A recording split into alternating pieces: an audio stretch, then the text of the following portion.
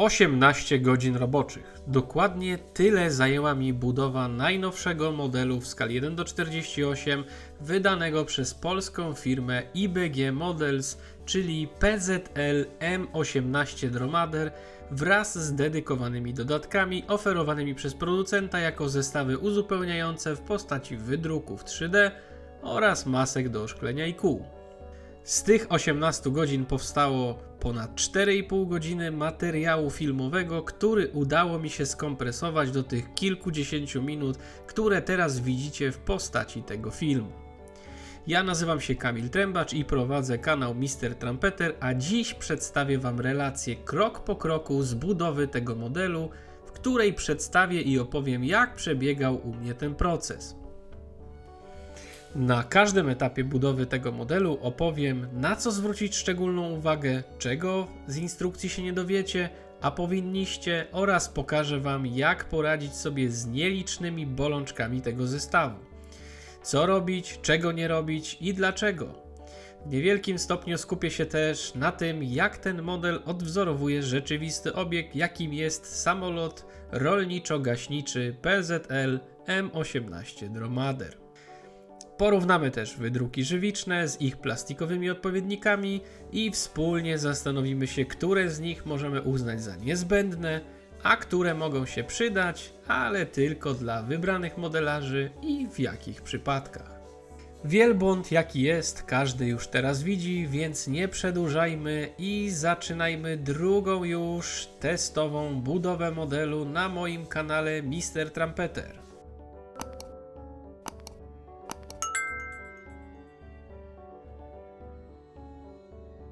Jak na każdy porządny model samolotu przystało, zaczynamy od modelu w modelu, czyli od kokpitu. W tym zestawie mamy do czynienia z wersją dwumiejscową, która obejmuje kabinę pilota oraz klitkę, no bo ciężko to nazwać inaczej, przeznaczoną dla mechanika lub obserwatora. Jak w przypadku większości samolotów cywilnych, kokpit raczej nie poraża detalem, ale ciężko się temu dziwić, ponieważ w oryginale również nie dzieje się tam wiele więcej. Poza oczywiście kablami, które wszędobylsko zwisają tam praktycznie z każdej strony kabiny pilota. Jak już jesteśmy przy pilocie, to pierwszą rzeczą w modelu Dromadera, która wymagała drobnej poprawy, był u mnie drążek sterowniczy, a dokładnie otwór na pin ustalający był za wąski i należało go delikatnie nawiercić. Dla fanów modeli w stylu Tamiya, gdzie wszystko pasuje do siebie jak ulał i nic nie trzeba po drodze dorabiać, od razu uprzedzam, że w modelu Dromadera piny ustalające elementy bardzo często wymagają drobnej korekty, o czym będę jeszcze wspominał przy okazji kolejnych etapów tej budowy. Drążek sterowniczy już mamy, a potem to już z górki. Montujemy wiatraczek od tyłu prawej tablicy przyrządów i sklejamy kokpit. Ale zaraz, skąd się wziął ten wiatraczek? Ano z cienkiej, mosiężnej blachy fototrawionej o grubości 15 mm, którą najpierw rozhartowałem pod płomieniem zapalniczki z popularnego polskiego marketu, a następnie podkleiłem z powrotem jednostronnie folią zabezpieczającą, żeby wycinane elementy nie wystrzeliły mi w powietrze. Pamiętajcie, żeby nie wycinać elementów fototrawionych na miękkiej powierzchni, jaką jest na przykład mata do cięcia, bo występuje przy tym ryzyko pogięcia blachy podczas nacisku. Ja do tego celu od jakiegoś czasu wykorzystuję nieścierną stronę akrylowych płytek do szlifowania od firmy Madworks. Po wycięciu fototrawionych elementów trzeba jeszcze nadać łopatom wiatraczka odpowiedni półkolisty kształt. Rozhartowanie blachy spowodowało, że stała się ona bardziej miękka i łatwiej formowalna. Pozostało więc tylko wybranie odpowiedniej średnicy wyoblenia i odpowiednie ułożenie łopatek na wałku do formowania blach. Resztę załatwiła już siła mojego kciuka. Teraz, kiedy tajemnica wiatraczka została już rozwiązana, możemy przystąpić do składania kokpitu w całość, choć pewnie w waszych głowach tli się ciągle myśl, czemu on to pomalował, pobrudził i nic nie pokazał. Dobre pytanie i już na nie odpowiadam. Ten film ma przedstawiać wyłącznie budowę modelu krok po kroku i gdybym rozszerzył go dodatkowo o malowanie kokpitu, to pewnie trwałby ze 2 godziny, a tego raczej nikt by nie chciał oglądać. Dlatego jeśli chcesz zobaczyć 3. odcinek z tej serii, w którym maluję i kończę model tego dromadera, to zatrzymaj teraz koniecznie ten film, daj łapkę w górę, podbij ten materiał, a następnie przejdź do sekcji komentarzy i napisz, jak bardzo pragniesz 3. części relacji o modelu dromadera. To m.in. od Ciebie zależy, czy ta 3. część w ogóle powstanie. Przygotowanie takich filmów kosztuje mnie ogromną ilość czasu i pracy i mówiąc całkiem szczerze, takie filmy muszą mieć zasięgi, żeby opłacało się tworzenie kolejnych takich treści. W tym przypadku zupełnie nie żartuję, także jeśli dalej tego słuchasz i nie zatrzymałeś filmu, kiedy o to poprosiłem, to zrób to teraz, albo nie żałuj potem, że 3. część nigdy nie powstanie. Tymczasem mi udało się już posklejać kokpit, którego montaż nie sprawiał żadnych problemów. No może poza pasami do foteli, które według mnie, i mówię to na podstawie analizy zdjęć rzeczywistych kokpitów, są trochę za krótkie i nie bardzo dało się je ułożyć w jakichś ciekawych pozycjach niż po prostu zwisające.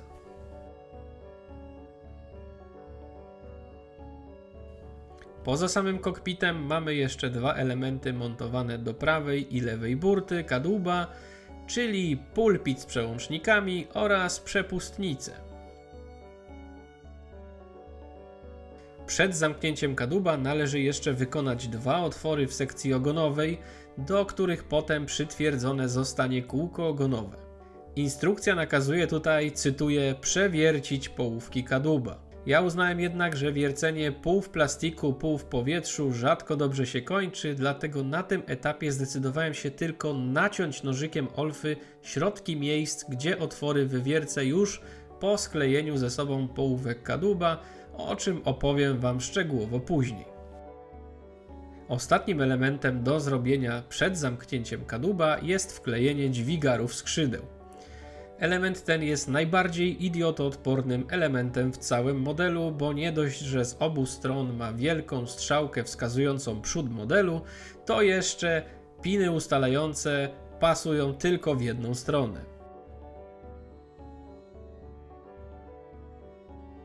A jak już przy pinach ustalających jesteśmy, to w przypadku nosa samolotu musimy te piny pościnać, bo inaczej połówki się ze sobą nie zejdą. Jak wspomniałem przy okazji drążka sterowniczego, nie jest to nic, czego nie da się naprawić w krócej niż minutę. Po zmniejszeniu pina wpustowego elementy pasują już jak ulał.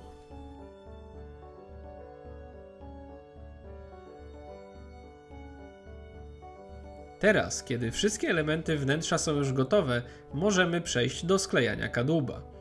I tutaj chciałbym Wam zaproponować inną kolejność sklejania niż sam wybrałem. A dlaczego, to Wam za moment pokażę. Jak widzicie, kolejność sklejania u mnie była następująca. Kokpit przytwierdziłem do prawej burty, następnie przykleiłem podłogę, a na to wszystko nałożyłem lewą burtę. Teraz zrobiłbym to inaczej. Najpierw podkleiłbym sobie boki kadłuba, następnie wsunął kokpit od spodu tak, żeby wszedł na klik w szyny, a następnie skleił te 3 elementy na stałe i dopiero na końcu wsunąłbym podłogę. Dlaczego tak? Bo mój kadłub wyszedł skręcony, czego na początku nie zauważyłem, a co spowodowało z kolei spory problem przy montażu statecznika poziomego i pionowego, a potem musiałem stawać na głowie, aby cały model utrzymał swoją geometrię pomimo tego przekoszonego ogona.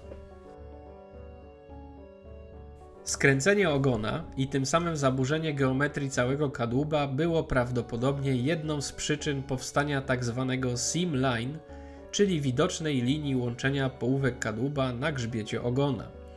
Poradnik, jak sobie z takim problemem radzić, ukaże się wkrótce w osobnym filmiku na moim kanale, ale w formie shorta.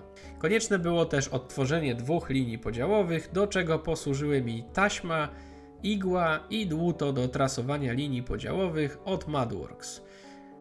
Na koniec wygładziłem utworzone na nowo linie podziałowe, smarując powierzchnię plastiku klejem Tamiya Extra Thin. Spasowanie osłony kabiny jest znakomite. W moim modelu konieczne było jedynie delikatne przeszlifowanie orurowania w przedziale obserwatora i po tym zabiegu wszystko już pasowało jak ulał. I teraz uwaga.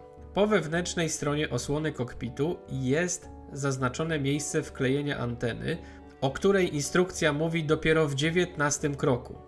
Dlatego, jeśli zależy Wam na tym, żeby otwór pod Waszą antenę był idealnie w miejscu jej montażu, to musicie przewiercić owiewkę na wylot już na tym etapie. W instrukcji etapu 8, gdzie montuje się osłonę kokpitu, nie ma na ten temat ani słowa. Jeśli zdecydujecie się wywiercić otwór na tym etapie, konieczne jednak będzie zamaskowanie otworu na czas malowania.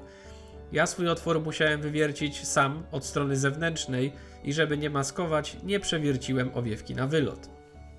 Samo oszklenie było na wyprasce trochę tłuste, więc przed montażem umyłem je płynem do mycia naczyń pod bieżącą wodą, a następnie odprowadziłem nadmiar wody powietrzem pod ciśnieniem z aerografu. A jak dedykowane do zestawu maski? Gdyby nie to, że kosztują śmieszne 20 zł, czyli jakieś 4,5 euro, to bym ich nie polecił. Klej dosyć słabo trzyma, a ich spasowanie jest, krótko mówiąc, takie sobie. Maskę wiatrochronu wyciąłem sobie sam, ponieważ ta z zestawu była szersza od przedniej szyby i zasłaniała metalową ramkę. Być może wielu teraz zaskoczę, ale według mnie klej Tamiya Extra Thin Quick Setting jest jednym z najbezpieczniejszych klejów do przytwierdzania elementów przezroczystych. Szczególnie takich, które poza samą szybą odzorowują także ramkę wokół niej. Pamiętajcie tylko, żeby zawsze kleić tak, aby grawitacyjnie klej spływał w stronę przeciwną do oszklenia.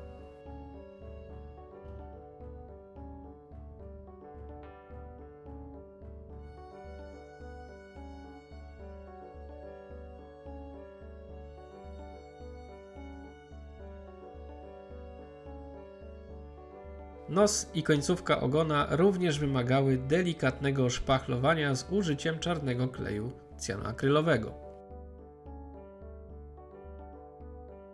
W moim modelu nos okazał się szerszy niż sklejone wcześniej połówki kadłuba.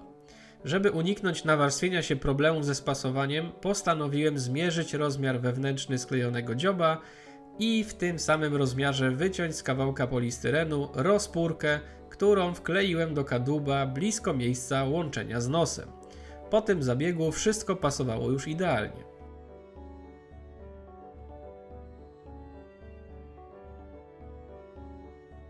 Osłona zbiornika na chemikalia wymagała dosłownie kosmetycznej obróbki i zamontowana zgodnie z instrukcją, czyli na samym końcu, pasowała perfekcyjnie na klik. Klej nie był tutaj konieczny, ale na wszelki wypadek zaaplikowałem kilka kropel na łączeniu. Kadłub mamy już gotowy.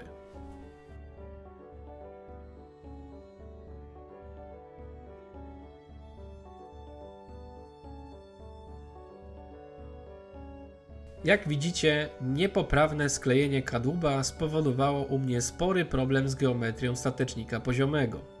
Skorygowanie tego wymagało użycia wielu narzędzi i kosztowało mnie sporo czasu, także uczulam ponownie, żebyście zwrócili na to szczególną uwagę podczas sklejania swoich dromaderów.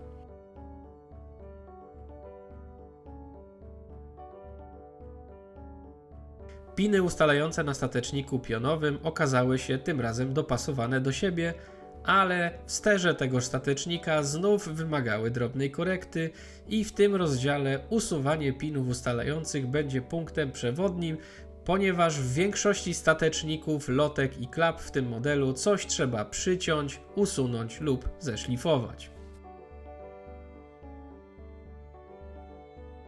Tutaj też znalazłem jedyne dwa fabrycznie uszkodzone elementy w moim modelu. Dolna połówka statecznika poziomego była mocno zwichrowana. Na szczęście w przypadku, gdy element składa się z dwóch części, dosyć łatwo jest takie zwikszenie skorygować przy klejeniu.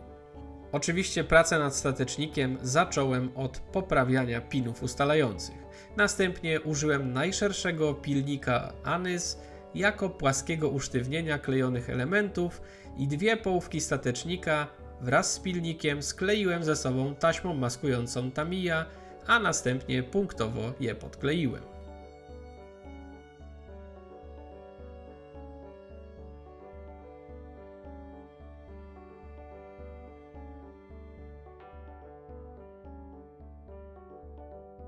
Drugie zwichrzenie odnotowałem na lewym sterze wysokości. Tutaj też drobna uwaga, dolna połówka sterów wysokości ma odlane nity po wewnętrznej stronie i z tymi nitami nie da się poprawnie skleić połówek sterów. Dlatego ja zdecydowałem się zeskrobać te nity.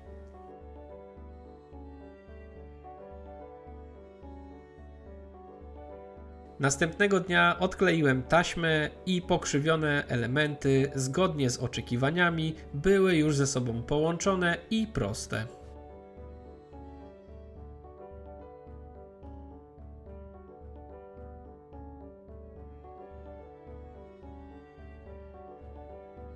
Sporym wyzwaniem było dla mnie wklejenie prostostatecznika pionowego, który być może przez moje problemy z krzywym ogonem niczego się nie trzymał i wymagał klejenia trochę jakby w powietrzu.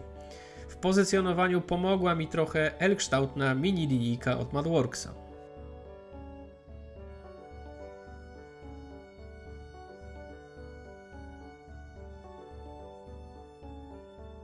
Sklejenie plastikowej wersji silnika Ash 62IR nie przysparza właściwie żadnych kłopotów.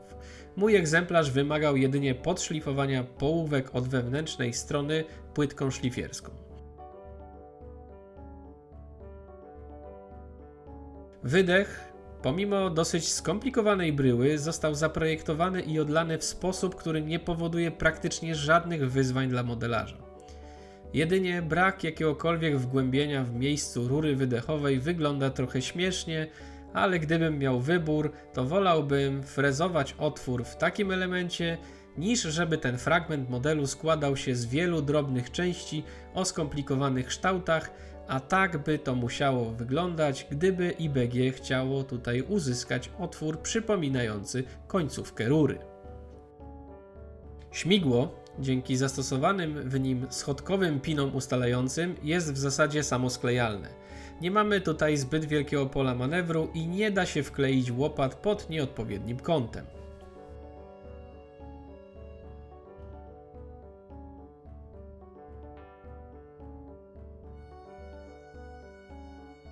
Trochę inaczej wygląda sprawa w przypadku akcesoryjnych drukowanych dodatków z silnikiem i śmigłem.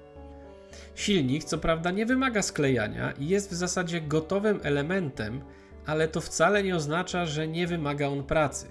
Po pierwsze, trzeba go rozłupać z dosłownie dżungli podpór, czego nie ułatwia dosyć niskie umiejscowienie blisko podstawy druku.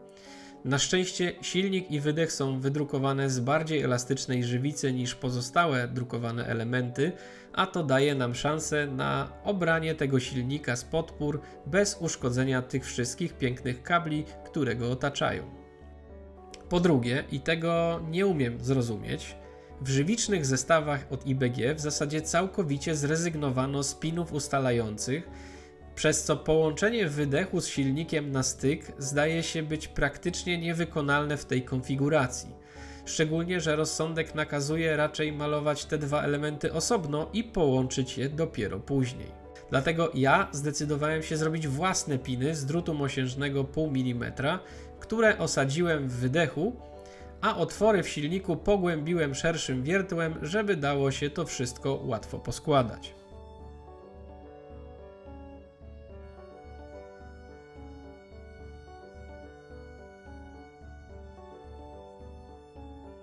Wspomniałem o tym, że silnik i wydechy zostały wydrukowane w bardziej elastycznej żywicy. Niestety piasta śmigła nie i zważywszy na to, jak delikatny jest to element, trochę szkoda. Jak widzicie, pierwsza piasta u mnie nie przetrwała pierwszego cięcia, więc jeśli zdecydujecie się na zakup tego zestawu, a pewnie będziecie musieli, o czym opowiem za chwilę, to zachowajcie szczególną ostrożność, wycinając ten element. Problem jest też ze śmigłami. W zasadzie nie wiadomo, gdzie powinno się je wyciąć i jak powinno się je kleić do piasty. Instrukcja druków w tym temacie, mówiąc krótko, jest oszczędna i niezbyt rozjaśniająca sprawę. Ja, mając do dyspozycji dwa zestawy, zdecydowałem się raz obciąć śmigła przy linii widocznej na wydruku oraz w drugim przypadku kilka milimetrów przed nią, czyli z nadmiarem. W pierwszym przypadku okazuje się, że będzie wymagane szlifowanie, żeby śmigło weszło do piasty lub też klejenie wszystkiego na styk. W drugim przypadku łopata po odpowiednim doszlifowaniu długości pina wchodzi do piasty. Problem w tym, że z mojej analizy zdjęć oryginału wynika, że przy takim zabiegu łopaty śmigła są za długie. Dla mnie jest to jednak niedoskonałość do zaakceptowania, ponieważ ilość pracy związanej ze zwężaniem całego trzpienia łopaty, tak żeby weszła ona do piasty, to zbyt karkołomna i czasochłonna praca. Ale to nie jest koniec niedogodności związanych z drukami. O ile w plastikowym śmigle mamy piny ustalające kąt łopaty, o tyle tutaj nie mamy niczego takiego i każdą łopatę musimy przyklejać na oko.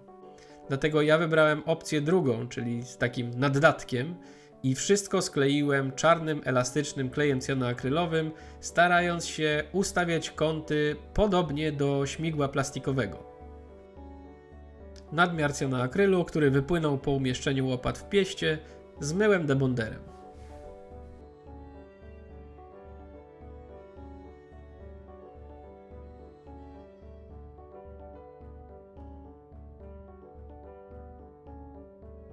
Pomyśleliście sobie pewnie teraz, że to śmigło jest trochę zbyt skomplikowane i kupicie tylko żywiczny silnik z wydechem?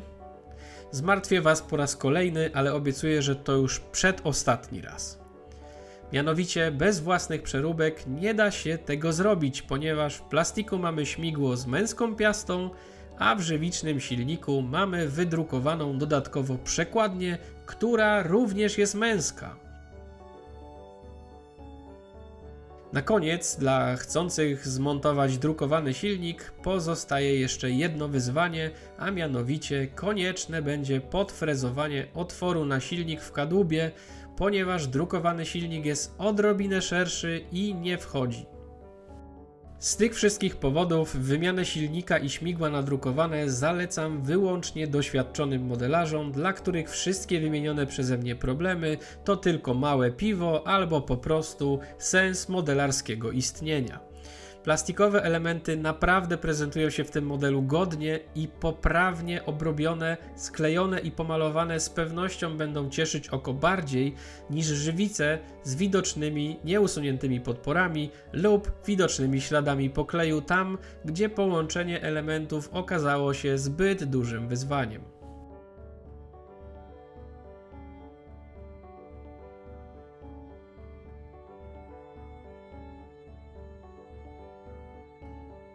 Podobnie jest z żywicznymi kołami z ugięciem, które w zasadzie poza tym detalem niewiele różnią się od elementów plastiku.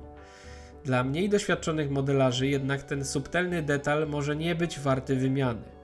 Szczególnie, że elementy plastikowe będzie po prostu łatwiej ze sobą skleić i podczas klejenia nie trzeba będzie pilnować, żeby ugięcie znalazło się prostopadle do podłoża.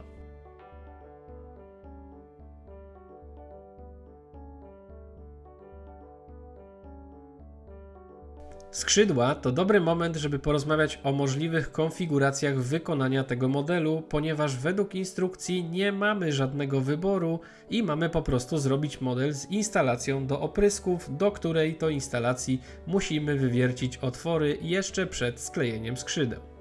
O ile nie mam żadnych zastrzeżeń co do wykonania elementów instalacji opryskowej w modelu IBG, to osobiście uważam ją za rzecz wątpliwej urody i po prostu nie chciałbym jej montować w swoim modelu.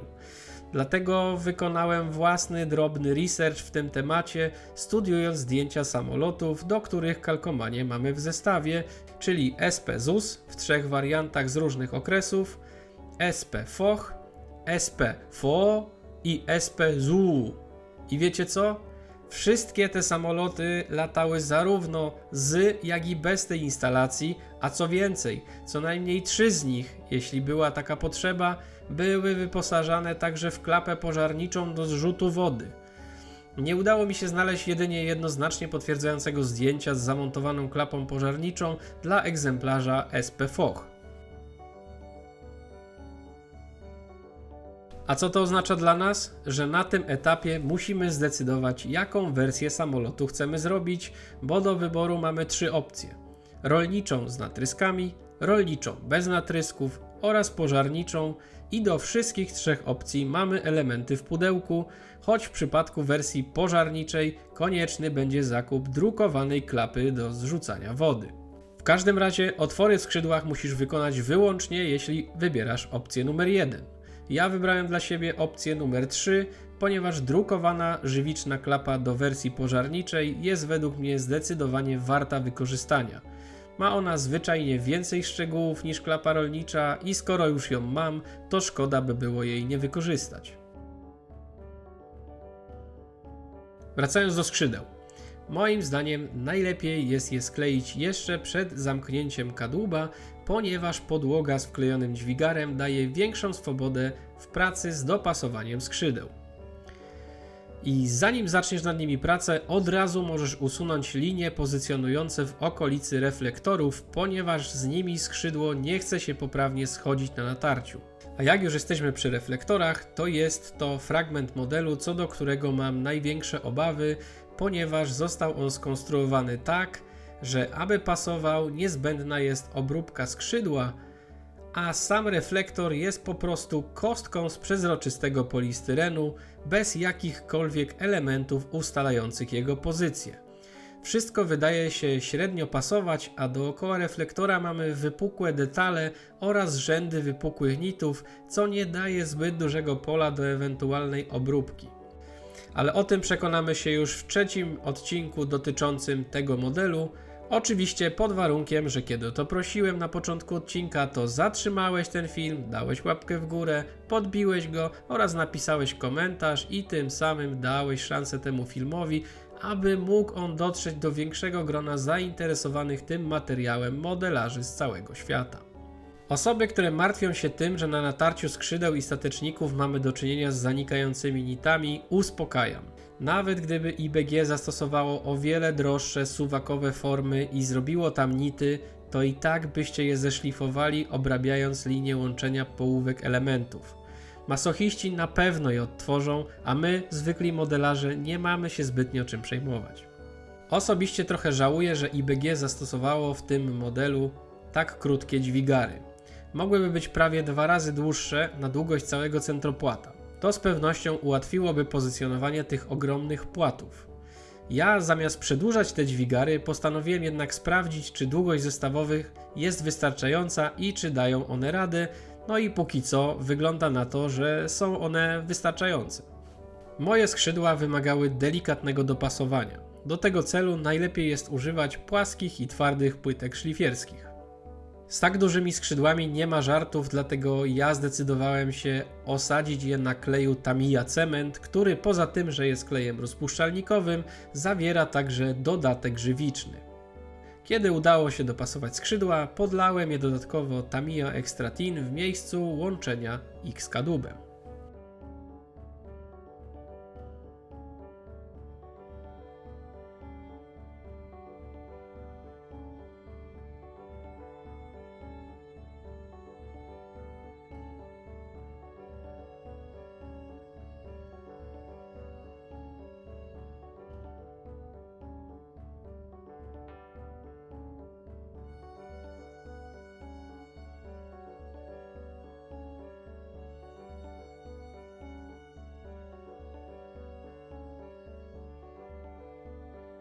Pamiętacie jeszcze, jak w połówkach kadłuba nacinałem środek planowanych otworów pod kółko ogonowe? Czas wywiercić odpowiednie otwory. Piny kółek mają odpowiednio 1 oraz 1,1 mm średnicy i do takich rozmiarów będę nawiercał otwory, zaczynając od mniejszych rozmiarów wierteł, a to pozwoli mi na ewentualne korekty przed osiągnięciem oczekiwanej średnicy otworu, kiedy okaże się, że któryś z punktów delikatnie odbiega od środka kadłuba. Do tego celu tym razem postanowiłem wykorzystać wiertarkę Gallieri, którą otrzymałem ostatnio do testów wraz z upgrade setem do aerografu Aventus, którego będę testował w najbliższych miesiącach. Wiertarka działa na tej samej zasadzie co moja ulubiona niebieska wiertarka od Steady. Gallieri nie kręci się tak bez oporu jak Steady, ale na pewno trzeba jej oddać, że wygląda z 10 razy bardziej dostojnie.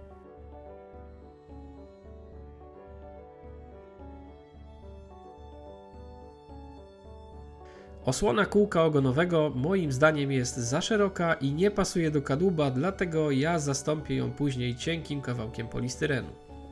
W mniej dostępnych miejscach świetnie sprawdza się ukształtny pilnik, do którego możemy przykleić pasek samoprzylepnego papieru ściernego o wybranej gradacji i o pożądanej przez nas aktualnie szerokości.